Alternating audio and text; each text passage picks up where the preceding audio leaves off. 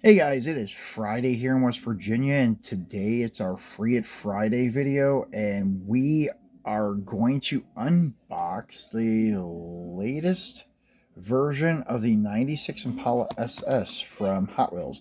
This is the Boulevard release, and this is actually my favorite from this lineup. And I know a lot of people would argue that probably the Civic and the VW Bus are probably the two most popular, and I will agree that probably they are the most trending ones. But for me, the best one is the Impala, and luckily it was one of the peg warmers at my Walmart. All of the Civics and VW buses were gone, obviously.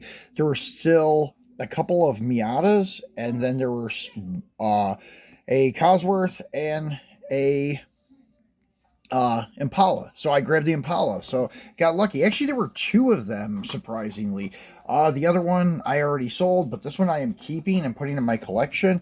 Occasionally, I do pick up the 80s and 90s GM muscle stuff, and even some of the early like 2000 stuff. So yeah, this one will be a permanent fixture in my collection. So this is number 74 of the Boulevard series, and the card art is really cool, and this is the most accurate Impala they've released so far. These are a little bit small, in my opinion, for like true 164th, but not too bad though. They're actually pretty good. What I think throws it off is the wheel openings. The arches are a little bit high, but besides that, it's a really cool casting. So let's get him out and take a look at him. And I've already kind of peeled that back.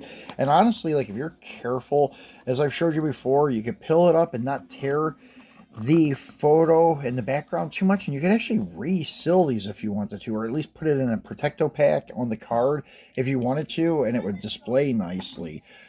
So anyways, this is the first variant of this car where it's metal on metal with real riders, and it has some really nice detail with the headlights and the chrome trimmed bow tie, the monochromatic look, except for a couple of pieces of trim around the side glass, which was true. I actually used to own one of these cars in the black cherry color, so this is really cool. Wish they would have had this when I had my car. I would have had one of these sitting on the dash. Nice detailed tail lights, the Impala emblem, and the Impala emblem on the D pillar.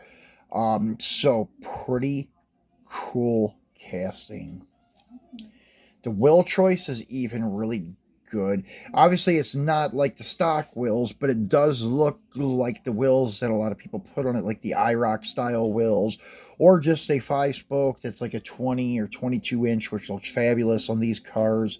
So this is a great looking casting. Love this car, and seeing if the paint was a little bit messed up there, but it is only a $6 um premium, but still, yeah, you want your paint to be nice. I think that's just fingerprints that can be rubbed off.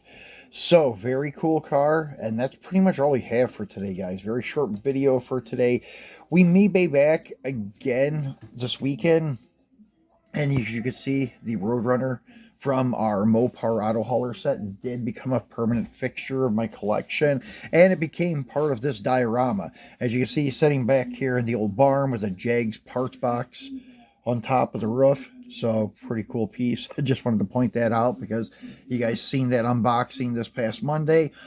So we will maybe be back on the weekend and do another one. Well, it is kind of the weekend, but maybe we'll be back Saturday or Sunday to do another one. If not, we'll definitely be back on Monday for our Mopar Monday. And this video is getting uploaded late, so by the time you guys see it, it will be Saturday. So most likely, we'll just be back on Monday with our Mopars. I forgot what day it was just now. So we are on Friday, and it is Friday night, so you guys will see Free It Friday on Saturday. So sorry about being behind again this week.